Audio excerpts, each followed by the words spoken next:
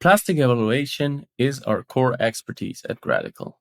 We help medical technology companies choose the right plastic for their application with the technical suitability, regulatory compliance, and improved sustainability. Learn more under www.gradical.ch/plastic-evaluation. This episode was sponsored by Avanos Medical. www.avanos.com. Our guest today is Vinny Sastri. He is an expert in quality management and medical-grade plastics. He holds a PhD in chemistry from the Rutgers University, and after a stellar career at BASF, Honeywell and GE-Plastics, he founded his own consultancy where he focused on quality management. He is a certified Six Sigma Black Belt, and his book, Plastics and Medical Device, is without peers. He recently started as Senior Vice President Global Quality at Avanos Medical, a company providing solutions for pain management and chronic care. Let's hear our discussion. Hi, Vinny. You are an expert for actually a lot, quality management, plastics and medical device. And I think we should start with your career in the plastic industry, and you can tell us a bit about your journey. Yes. So my career started in plastics. I was interested in chemistry and in polymer chemistry. So I started with obviously getting a degree in organic polymer chemistry. And from there, went into really plastics with General Electric. And when I was younger, it was called Allied Signal, which became Honeywell. And did a lot of work in various types of materials, from nylons to polyesters to polycarbonates, and worked in various types of applications, from automotive to consumer goods to electronics and also healthcare. And so as I was going through this, started with plastics, but through my career also looked at quality as part of my journey. And so with my technical background, which I was a product developer, I was in manufacturing, and I also did some plastics technical marketing for healthcare. And so that's how my journey started with plastics. Okay. So polymer-wise, you didn't have a favorite, let's say a favorite child, but then quality, as always, quality, I think, is quicksand, because as an engineer, you start to get into it and you're never getting out of there. Yes. So when I started, obviously, and I see it even now with the young engineers, it's always almost black and white in terms of what needs to be done and what is, the right way or the other way. But a lot of quality is shades of gray. So in my career, I started with plastics, but towards the end of my career with GE and Allied Signal, I went into healthcare and plastics in medical devices.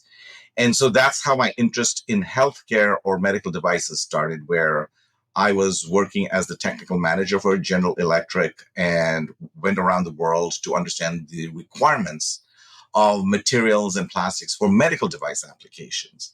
And I found that this was a really nice industry, a growth industry, and thought that beyond just doing technical plastics work, that I could also do quality management, quality systems management work, which I thought I liked a lot, but I felt that I could use my technical background in that area also.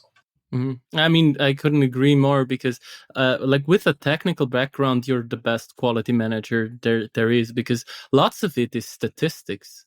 Yes. And lots of it is technical measures to improve quality. And I think what you found there is that if you want to go into medical with your plastics, the quality is the most important part of it.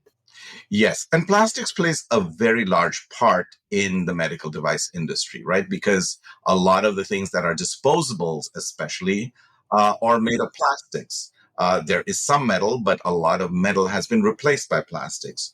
So having that technical background, understanding what it would take to understand design or materials or even the production of such devices, whether it's injection molding or extrusion or blow molding, etc., helps me understand the basics of really any industry in the medical device space, but then using that background to understand what within a quality management system would one need to improve the products in terms of consistency. And as we say in the medical device industry, it has to be safe so that it works and it does not harm, injure, or even kill a patient. Mm-hmm, mm-hmm. Okay, so you were working with GE-Plastics division, and then at some point you decided to found your own consultancy regarding quality management. Tell us a bit about that. Yes. So I've always wanted to work for myself, and a lot of my colleagues, when I was working with Allied Signal, Honeywell, and GE, said, "You've always said that." And there was a point in my career where I thought, I have got to try it. So I did. And I will say that a lot of what I have been doing is because of all my background and training from Allied Signal and GE.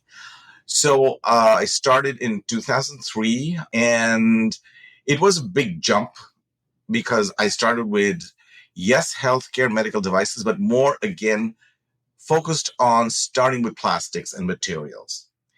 And then over time, I started just kind of educating myself on the quality management systems because even before that, there was ISO 9001, and then there was ISO 13485 that came up. But then I started finding that these quality management systems were similar, the FDA's regulations, and slowly started working my way into the quality management systems of medical devices. And from there, started getting a few consultancy jobs, which were quality management systems, but more related to, say, design and process. And so using, again, my plastics background, I was able to work initially in those areas that then slowly got me into more of the overall quality management systems for medical devices. So you focused on the quality management systems, and first of all, because you were personally interested in this, but also because you saw the demand in the market for consulting services in this direction. Yes, correct. So one of the nice things about medical devices, especially, is that the types of products are used globally. So, the same catheter or the same instrument, except for maybe some electrical systems, et cetera, all basically very similar designs that are, made by manufacturers to be used around the world. So that was where I saw the opportunity is how can I expand what I do into a more global area, but still use my technical background because it has always helped me in every single job I've done to understand the processes that are required to improve quality. But then you need, I think in my case, I had the advantage of understanding it from a technical perspective also. Okay. So what kind of services did you offer? To just like a medical startup coming to you and telling you, hey, I have this device developed and I need a quality management system. I have no clue how to do this. I'm, for example, a physician that is from a clinical background and has no idea about how to set up a quality system. Is that a typical consultancy service or? So I started with some of the bigger companies actually, and I started with companies that had some findings, let's say from the FDA or from notified bodies. And the areas that I started with were more in like production, okay? Production of parts that were either injection molded, etc. And so there are specific requirements, which is called process validation, for example, in the plastics industry. So having done, which I didn't mention, is Six Sigma and design for Six Sigma and GE. I started using that. And then from that process validation side, started getting into more on the design side of those components. So looking at the design requirements for medical devices, what do they mean? And then from that, started building my, I guess, career and reputation on design, production, and then into quality management systems. So to your point, I started with some pretty big companies, but right in the beginning of my career, I had at least two startups that I helped set up their quality management systems in terms of some of their new products. I will say in my career, most of my work has been with large to mid-sized companies and a few with startup companies. Mm-hmm, mm-hmm. Yeah, I mean, there you also see that in medical device there is a constant need for quality professionals, and there's actually, I would say, at least around where I live, there's a fair shortage of skilled labor in that direction, and this makes you, as a consultant, this is this is what pays your rent basically, Yes. that there's a constant shortage of skill in this direction, and especially like process validation of the injection molding, that's actually not that easy. I have had the boss, and he's, I think, the most skilled injection molder I've ever seen, as a real expert in the field. He knows like every defect and how to fix it, and he had like 2 years to set up a system where he thought it would be decent to have this as a process validation, because everything else is, I'd say, heuristics that companies apply, and we have a system. We always did it that way, but is it really a validated process? So maybe you could go into detail on what you learned on validation of injection molding. I know this could take an hour or two, but just like the gist of it. Yeah. So, a lot of people, obviously, injection molding or any other plastics processing, or for any other types of processes, people have the experience. So if you look at injection molding, whether it's in automotive or in consumer goods or electronics, all these components that are injection molded, each company or industry has their way of doing it. So Six Sigma actually helps quite a bit, because you do design of experiments, and then you look at those to look at your process parameters, your raw material parameters, which are critical, and then you control them, right? So that's the basics. So when you go into the medical device industry, those principles are still there, but there are certain elements in terms of nomenclature that you have to use that is now the industry standard. So when you qualify your equipment, you have to qualify it. It's called installation qualification. Once that's done, then you take your qualified piece of equipment, then you take the resin or raw material, and you want to make the specific part. To do that, now you need to make sure you understand what that process window is. How robust is that process window? So whether it's time, temperature, speed, or the raw material characteristic, you have to define that process window, the upper limits and the lower limits. And you want to make sure that it is a robust process window. So that's called operational qualification. So once you do that, and you make sure that in that process window, you can make good parts to a spec or a CPK, then you go to the nominal settings and you start just using the nominal settings. So hopefully with that, you always are making product which is in the center of the spec. That's what you hope. And that's called the performance qualification. And so once you do all of that, then you want to make sure that you continue to make the product when you go to full scale commercialization at that nominal. You know what the process window is, and you maintain what is called the validated state. Now, all of this sounds simple, but the big thing with medical device industries, especially, is you have to document everything in a specific way. So in a lot of other companies, people do it, but it's not documented. And so that's the other big piece that is very important, that you document all of this so that you have a record, and you continue to monitor your process within those tolerances that you have set up, and ensure you continue to make products. So you're always monitoring your process. And if anything changes over time, raw material, your, anything in your equipment or your process, then you need to look at it and see, how do we bring it back into that validated state?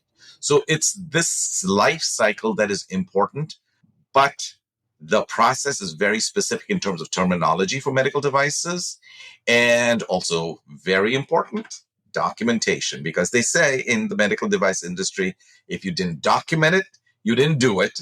which means that if you are audited or inspected, which happens, right, by ISO or FDA, if you don't have it, then you could get written up as a finding. So that's another piece that people coming from the automotive industry into the medical device industry know the principles, but get very frustrated when they have to document the right things. Yeah. And sometimes it's also not that easy, because you want to see how robust is my process against stuff. Yes. There's like the parameters that you put into the machine. Okay, you have a certain design of experiment. You have certain parameters that you can vary, of course. Yeah, you have to run some experiments. However, there's also the factor raw material, and we know raw materials are not always, they have also a spec, like the flowability varies quite a bit. Yes. And then you have to have like one lot at the lower limit and one at the upper limit, and just go to your reseller and ask, please give me one at the upper limit and one at the lower limit. And they tell you, yeah, it's in spec, we just have what we have. So what do you want from us? So even in medical grades, you would not get, like, you cannot select like which flowability you want to have. So this is very difficult to then actually achieve and figure out, is really all of the specs of my raw material gonna lead to good parts? And that's a question that we never really answered. And how we answered is like, if it's in spec, it's probably gonna be good, but probably is not good enough for the FDA. Yeah, so you brought up a very, very, very important point. So when a lot of people do process validation or validate their process, they just look at, process, time, temperature, speed, pressure, etc., right? They forget the variation of the raw material. So this is important. And again, the way it works in the medical device industry is, if you have an implant and you have a product that's a plastic in an implant, now you better make sure that you are also looking at your raw material and its variation. And you want to make sure, let's say its melt flow rate is within a very specific range. Okay. Mm-hmm. If you're making a door for an instrument, very different, right?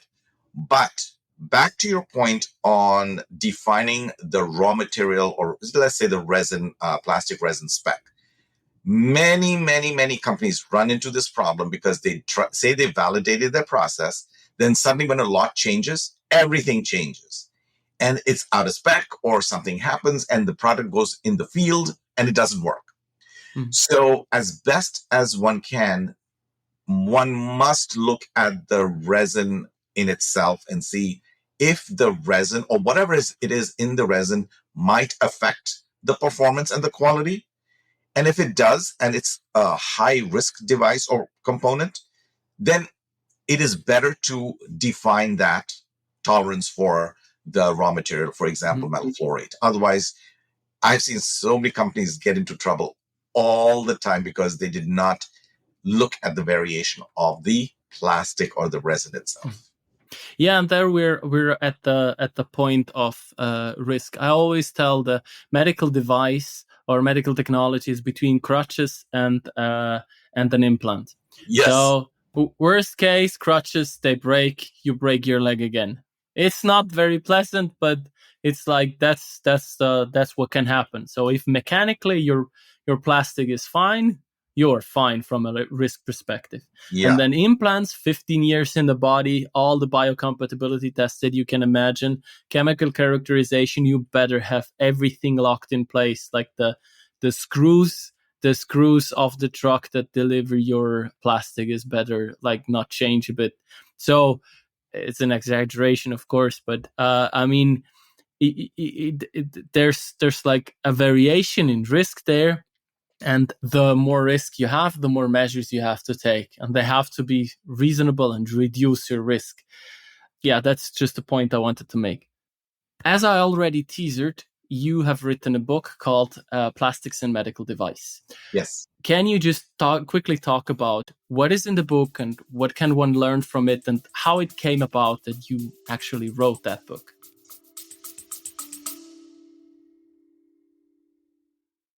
Credical is the plastic expert in medical technology and supports you in the areas of sustainable plastics and material compliance. Our course, Sustainable Plastics and Medical Technology, will bring your development team up to date with the latest developments in sustainable plastics. In addition, we offer the course Regulatory Aspects of Plastic Selection at the CATS and the SKZ, which provides guidance through the maze of regulations when selecting materials. More under www.gradical.ch. So when I did a little postdoc, I worked for a lady called Dr. Juliana Tesoro, and she was an amazing person who I learned a lot. So a lot of what I do is I feel is very practical. I'm not into theory, so that helps me in terms of the actual practical applications, etc. And so I learned from her a lot in terms of the application of technology, right? And she was very good and wanted to write a book with me, but that never happened, and she passed. And she was one of my mentors. And then over time, once I started working for myself, I felt that there was a need for a good book on plastics for medical devices. I mean, there were books on quality, right? Quality management. But I said that did not exist. And so I had known a couple of publishers that they approached me and we talked, and we found that this could be a good niche in terms of a book. I was also part of the Society of Plastics Engineers, and there were some people who have written very specific books on like fluoropolymers for plastics, right? And all of those, but nothing that was just all encompassing. So that's how I started. And then I worked, and the first edition came out, I think, in 2010. And it was just, it was about, I think, 250 pages, 270 pages. And it had basically the different types of plastics used in the medical device industry. And my idea for the book was not to go into research. It was not about research and development of new materials. What were the materials that were actually commercially available or close to commercially being available? And what are their properties and applications? And that's what I wanted to focus on. I started also with a little chapter on the regulations, because otherwise there's no context of it. So in the second edition, also started adding more of the requirements, but more different types of plastics. And that second edition came out in 2014. And that was about 300 pages. And then the publishers approached me and said, it's time to kind of maybe relook at everything. And in 2022, published the third edition. And this is now pretty substantial, and it's about 500 pages. I expanded a lot on the regulations, on process validation, added chapters on risk management, added chapters on suppliers, because, as we were talking before, suppliers to the medical device industry of plastics need to understand, like you said, about risk, right? Whether they're selling their resin for an implant or a crutch or something less risky, right? So what are some of the requirements there, and what will suppliers of medical devices expect from the medical device manufacturers, right? Then I also started looking at things like wearables, right? These new other applications that are coming about that are using plastics. And so it really expanded quite a bit to now about 500 pages. And it's been very well received in terms of expanding also all the resins that were out there, the new types of materials that have come out since the first edition, and some of their properties, etc. So that has been the evolution of this book. Okay, and how did you? I mean, you have your own consultancy, and then you wrote the book like three times. Yes. How did you manage that? Like, how did you manage the workload? Yes, good question. So in the beginning, at least the first two editions, I did use some graduate students who are in polymer science in graduate schools. So I did hire them, and I paid them to get a lot of information for me. I attended a lot of conferences because I did not want to get like science articles. So I attended a lot of conferences where they were presenting all the commercially available products and their properties, etc. And then, so that's the first two editions. And so I really am very grateful to them. And I actually acknowledge them in the book also. And in the third edition, Elsevier was very kind to give me access to a lot of literature and all their websites that had these science journals. And so using that, I was, and my experience over time and what I have, was able to write basically the last edition by myself. But it did take time and a lot of, hard work beyond my just regular job. Okay. So there's the critical question: will there be a fourth edition sometime? Yes. So one thing that is happening is, so the regulations keep changing, right?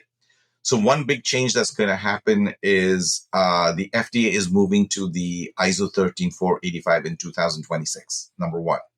The European medical device regulations, EU MDR, et cetera, they are always changing. The requirements are changing. The new things that are coming up with plastics, for example, sustainability, RoHS, REACH, right? Recyclability. All of these requirements, eco requirements are all coming up. So how is the plastics industry or the medical device industry going to understand how to comply with these? Because a lot of devices or medical devices are disposable, right? One-time use plastics. But what are some of the technologies and how can plastics be used to be able to comply to these new requirements that are coming fast and furious? Yeah, and I mean one other point that you didn't mention, like the EU is not sure about how if they want to restrict fluoropolymers, for example, and there are, let's say, certain applications where fluoropolymers are an overkill and you can replace them, but there are other applications that just like do not work without fluoropolymers, and then this is really quite a challenge. And I've talked to several professionals, like in the extrusion space, like catheters and stuff like that, and they say, yeah, it's probably not gonna work without. So catheters either with fluoropolymers or no catheters at all. So that is quite challenging. Which brings me a little to like the next question: what do you think are the trends in medical device industry, and what will keep professionals like us up at night? Is it regulations?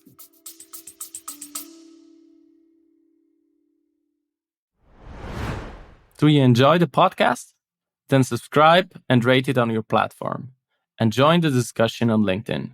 Your feedback and comments help us improve the podcast and bring relevant topics to you. Let's form a better world with plastics.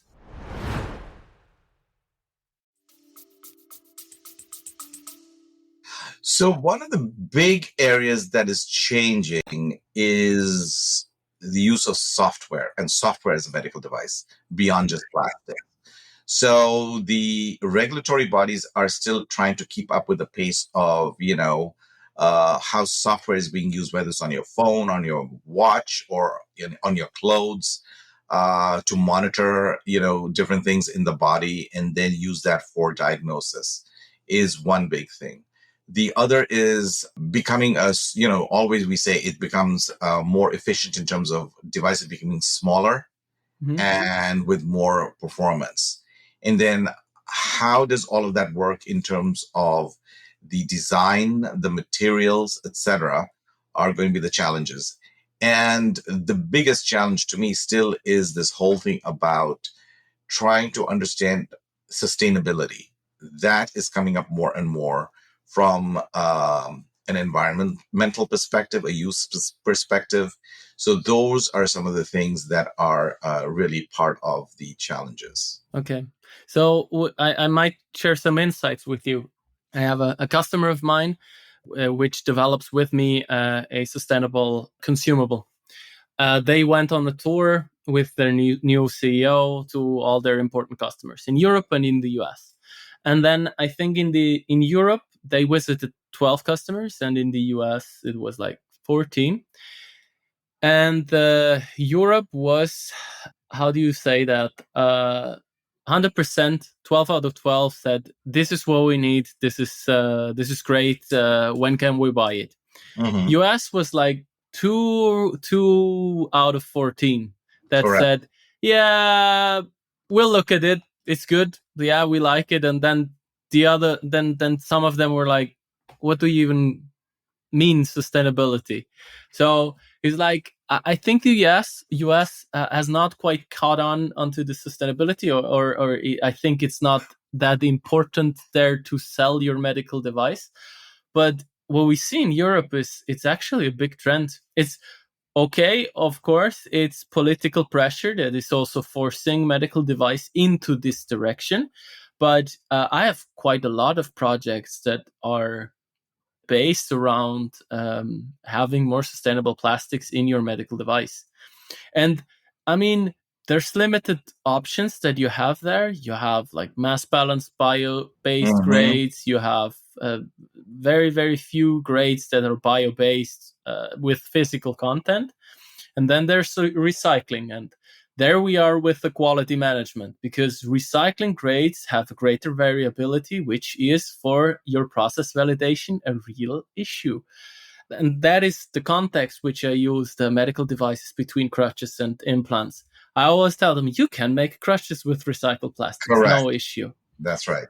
Implants, you'll never do it. In 100 years, you'll never do it. But where's the let's say, where's the limit of using recycled plastics? We don't know, because nobody tries. And I think it can be for like low risk consumables. It could be a solution. Everything that is like implantable, probably not. But let's hear your opinion on this. Yeah. So two things. One is one of the challenges, as you asked before, is where companies want to sell globally. Let's say you have US manufacturers. The requirements from that sustainability piece, et cetera, are very different in the US compared to Europe, right? So if you want to make the same product, you have to make sure that that product, it may be two different codes, for example, has requirements from, yes, performance, but also these other things like sustainability that is now becoming more and more important in Europe and even some in Asia. So that is a challenge. Number two is the whole thing about recycling. It's been there for a long time, but I say as long as it's not patient touching in terms of either short term or long term to skin or tissue, then you can use recyclables. If it's like durables, hardware, right? If you're making housings, etc., a lot of components for instruments, then you can, because it's not touching the patient, it's just structural. And then anything that is either, like I said again, patient touching, body tissue touching, and or drug tests. So if you have syringes that have fluids that are like drugs, right? Mm-hmm. So those kinds of things you don't want to use recyclables. So recycled material. So those are, there are ways to look at it. The only thing is, again, disposables makes up a larger part of the volume that is used in medical devices versus the durables and hardware. Mm-hmm. Yeah, but I might change your mind on that, because there's a German company that does otoscopes, so device that you need to look into an ear canal, and their tips they make from recycled fridges. So it's most likely, if it's recycled fridges and this application, it's most likely polystyrene. And the point of polystyrene is, and I talked to a guy who does polystyrene recycling. Polystyrene has low diffusion, as PET does. So it doesn't take up a lot of stuff chemically, meaning that you can have a very high quality recycled material with polystyrene. And from fridges are very uniform. So you get a high quality, consistent input recycled material, and they use it in direct patient contact. It's a class 1 medical device under EOMDR, few seconds of patient contact, but they bring it to market with patient contact. And this is very interesting to me. So if you get the recycled plastics to a quality where you can say, yeah, it's probably as good as virgin, then you can use it, but you cannot compromise safety. And that is the point I'm trying to make. It's not that it's forbidden to use recycled plastics, but you have to have the quality as virgin. Yeah, but your application is only for a few seconds, Yes. touching the patient. So that's very different from most others. So yes, you can, but you still will have to prove that it is not going to sensitize the skin even with that. So you want to make sure that your raw material stream or recycled stream is consistent enough that it does not bring about even any sort of impurities or additives that even for those few seconds in the ear does not sensitize the skin. So there's a level there. But yes, so when you look at biocompatibility, especially, there is this chart, right, in terms of the length of time on patient contact. Those are the things you want to look at. Mm-hmm. Yeah, and I think it's a very interesting. It's a very interesting device, just because it just breaks some dogmas. Yes, because it does. you've always been told, no, you cannot use Yeah, with patient contact. It's right. like, okay, it's a few seconds, so maybe a few That's seconds true. we can do. Yeah. And this is actually also the point which recycling materials in medical device, which interests me, because it's a challenging thing. You learn a lot about the system, and it's as I say, it's like the most challenging thing that you can do. If you can make a medical device out of a recycled plastics, you probably can do like with virgin. It's a breeze for you. So I always tell, it's the companies that already have mastered their craft. Those are the ones that will lead the sustainability charge because of things like that. Right. And it's a huge opportunity. There's no doubt about it, in terms of what kinds of consistent streams can you use for certain applications, right? And if you can get them and you can prove that they are not going to harm, injure, or sensitize, skin, etc. Absolutely you can, but you have to make sure that there's that quality and consistency of that stream that you can then use. Yeah, of course. Okay, thank you for your insights.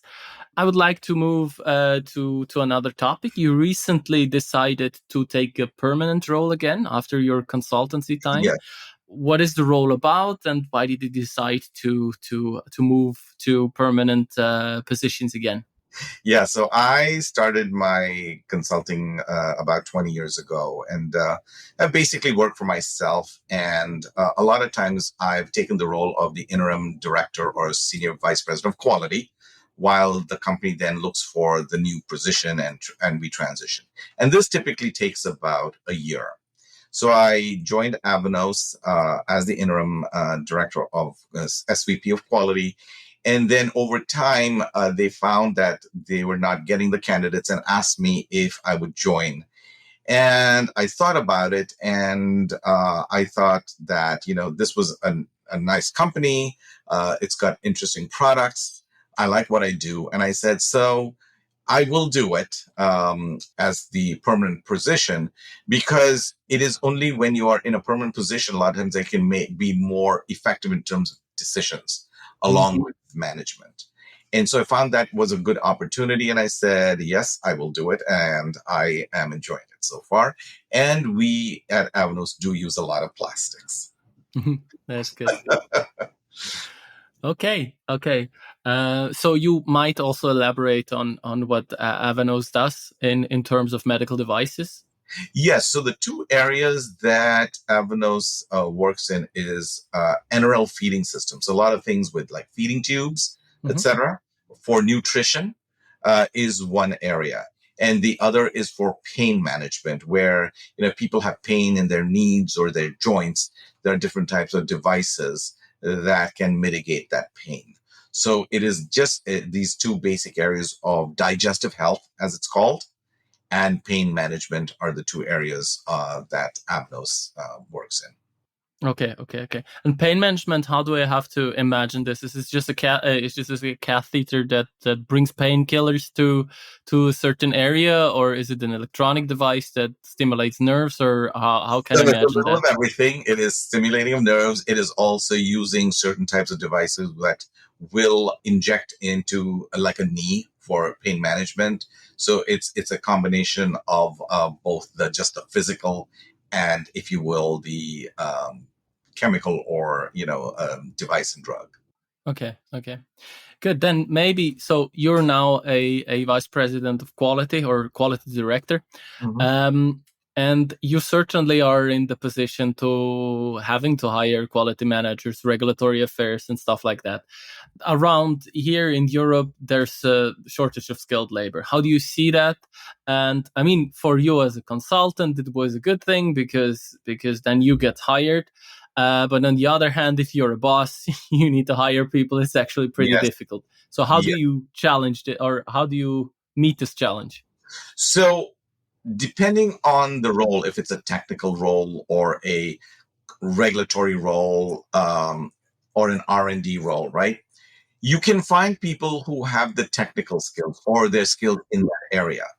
Mhm. The main thing that is very important is either you have people that you hire that has the additional experience working in a medical device industry. So what happens is, I'm just going to talk about medical device industry, is a lot of people have the skills in automotive. I'll just say injection molding, right? Or in consumer goods. But when they come into the medical device industry, there are other things from the regulations and standards that are important. So that is the piece of the skill set that a lot of people don't have. And it is either up to the companies to say, okay, we think you have the technical skills, but you need these additional skills in terms of understanding how to work within a regulated industry, and not just regulated, but in the regulated medical device industry. So some people come from pharma. So they think pharma and medical devices are similar. They are similar, but they're not the same. So there again, you have to understand, well, I'm coming from pharma, but what you do in medical devices is very different from pharma. And so the big piece in terms of the challenge is either you try to find people with that additional skill for, medical devices and their experience, or you bring them in and you educate and train them on those requirements. So that is a lot of the times is the big gap, because even companies will hire the technical side, but will forget to mentor, coach, or educate the new people on the medical device industry requirements. Mhm. And so that's where sometimes there are issues where, either when there are inspections or audits, that there's a technical level that is good. But again, like I said, on a documentation and requirements side, sometimes is missing. Yeah. And I'd say medical is a mindset that you have to. I mean, you can teach people to have the mindset. There are certain kinds of people that just come with it. They understand quality and safety is everything, Yeah, and then output is third, and they understand that from like deep in their hearts. And then there are others that come from another background where just like output first, and you have to teach them that this is not the case in medical. It's like safety first and then quality second. correct. Yeah. So, Vinny, what advice would you want to give to our listeners in regards to quality management, medical device, and plastics and medical device? Yeah. So for anyone, I say, whatever you're doing now, especially if you're young, you know, you follow your heart and your dreams. Nowadays, especially, what happens is people are going to see that their careers are going to wind and move in different directions. And, as long as one has a plan, that is important.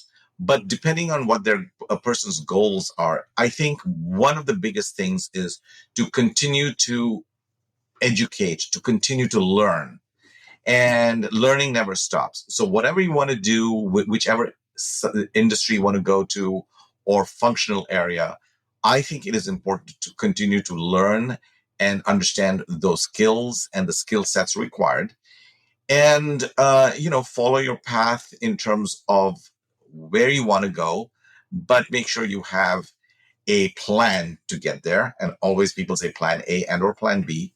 But I think you need to set your goals. And I think anything is possible as long as you set your mind to it. Yeah, see. You wrote 3 books and had a stellar career. So you're an example that if you have a plan and set your mind to it, you can do it. Yes, that is true. Thank you. Good. Thank you very much for being in the podcast. It was an honor. I have just the copy of your 3rd edition is just right next to me. So it's a very useful book. I really like it. It's also, as you said, it's very practical. Yes. I mean, I help medical companies choose the right plastic for their application, and this is like a resource that I use. So, what is their preferred, or what is their application? What is the preferred plastic here? Do they have like an odd choice, and this is why it's not working, or is it like the usual choice? And so therefore it's a very, very good resource. So I really, really like it. Thank you. Good. Any last words of you? No, pleasure, talking to you, and thanks for inviting me for this podcast. And I really enjoyed it. So thank you so much. Okay, this was Vinny Sastri from Avanos Medical. And until the next time.